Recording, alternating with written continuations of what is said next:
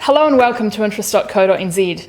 I'm Janae Tibshirani and today I'm joined by the Retirement Commissioner Diane Maxwell to talk about our ageing workforce. Thanks for joining us. Great. New Zealand is faced with a situation where this year, for the first time ever, our population will be made up of more over 65s than under 15s. The participation rate of over 65s in the workforce is expected to jump from 22% to 31% by 2038. Our workforce is ageing with our population. So the question, Diane, is are businesses ready to absorb these changes? I think the answer would have to be no. We surveyed 500 organisations and 83% of them said they don't have any plan for the ageing workforce. So we have it in cold hard numbers. We also know through the many stories that come into the Commission where people say they're over 50, they've been applying for hundreds of jobs, they've got a great CV and they're not even getting an interview. Scary stuff, actually. And what we're hearing from recruiters, one of the recruiters that spoke at a forum that you hosted on this was there are some elements of discrimination. Yeah. We hear from recruiters that they try to put forward a CV of someone who's 55, 60, 65, and they get told, don't even send me the CV, won't do an interview and don't send me the CV.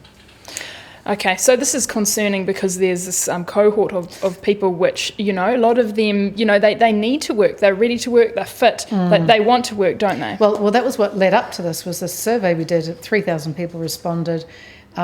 They saw retirement as between 68 and 72. Most of them were over 50, and they wanted to work partly for the money, but also for the purpose, to be active, keep their brain active, social connectedness, all those things. So they were keen to work, but their belief was, and it seems to be borne out by the facts, is that the employers aren't ready for them. So I think employers have a fair bit of work to do, and I think things need to change in the workplace. But I think we've also got to ask ourselves, what do we think is old? If you think about it, Clinton's 69 and Trump is 70, and one of them, hopefully Clinton, is going to be the leader of the biggest economy in the world. So we don't mind a 69-year-old US president, but we don't want a 69-year-old to hand us our boarding pass as we board a flight. Something slightly wrong with that. You're right. Look, for big companies, I suppose it's easier to have these diversity policies and have some policies in place, in terms of, we've done it with women and with all sorts of other things to have diversity when it comes to age. But what about SMEs, our small to medium-sized enterprises? I've spoke to someone who works in this area with Business Mentors, who said that they're finding it difficult. They don't have the resources to do these sorts of things. What would you say about that? So, that's the question for any type of diversity, as you say, but also inherent in that question is a belief that somehow someone 50 plus will be less productive, more of a problem. I'm not sure that we know that. At the forum last week, there were some interesting statistics put up, and one big employer said that at 60, workplace accidents halve.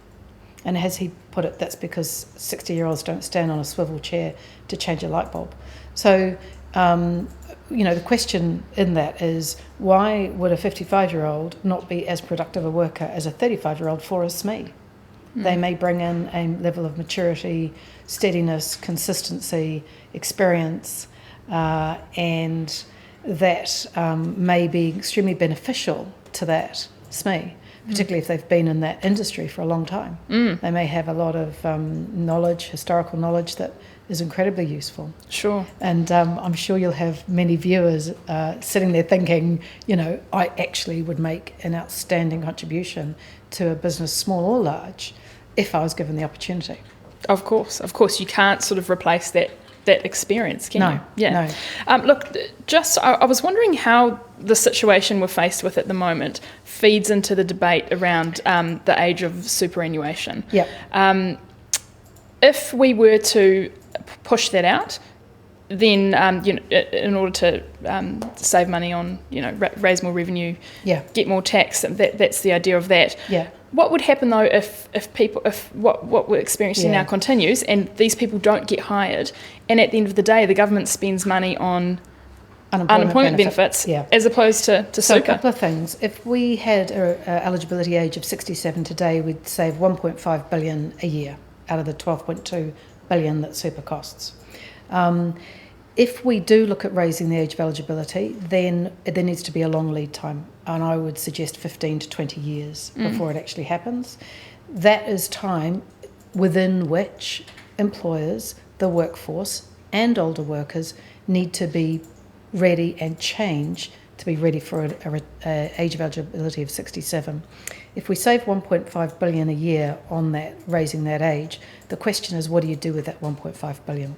So where should it go? For example, should it be invested in people between the ages of 45 and 55 who may need retraining, who may want upskilling to be able to work longer, who want to be prepared for a workforce of the future, for a job of the future? So what do you do with the money that's saved? Where does it get deployed? Does it end up being deployed into benefits? And that's a really big question. I think the key is we need to give ourselves time to get ready for that change, both the individuals and the workforce. Right, so you think if, say, Labor government comes in next time and says, right, we're going to change this up, we're going to extend it out, you think that there needs to be a really good gradual progression? There has to be a plan. Yeah. There has to be a plan. Can't be a switch over. No. And this needs to be signalled, it needs to be signalled. But the thing to remember is we're living longer, we're healthier longer. 65 is not what it used to be. Our image of a 65-year-old, we probably need to totally rethink that, frankly. I'm turning 50 next year. I don't feel old. I'm 15 years away from it. I don't feel even remotely old. So we got to rethink. In another 20 years, that'll have changed again. Health developments, diagnostic tools, that will have changed again. Sure. Okay. Look, other policy measures, is there, to what extent do you think the government needs to get involved in terms of putting policies in place around this? Or do you think that it needs to be left to the business community to make its own cultural change? I think it's going to have to be a bit of both. I think, as with any diversity measure, businesses need to understand how it's good for business.